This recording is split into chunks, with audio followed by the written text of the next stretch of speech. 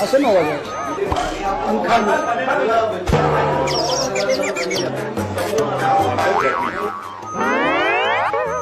અરે ભાઈ કહું છું, એટલે હજી કઈ વાવાઝોડાની અસર શરૂ નથી થઈ.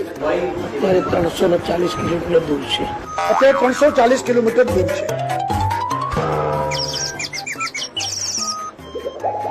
એટલે કે ટુરિસ્ટ સેન્ટરો, ત્યાં બસ સેવા બંધ કરવામાં આવી છે અને રેલવેમાં પણ જ્યાં દરિયાઈ કાંઠા ઉપરનું રેલવેનો વિસ્તાર છે ત્યાં બધું પણ આપણે સ્થગિત કરી દીધું છે.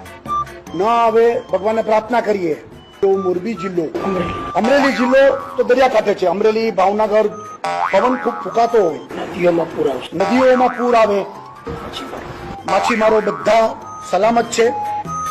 બંદર ઉપર પાર્ક થયેલા હોય એને પણ દરિયામાં જવાની સૂચના આપણે આપી દીધી છે. ગુજરાતમાં નવસારી, વલસાડ તૈયારી રાખી છે.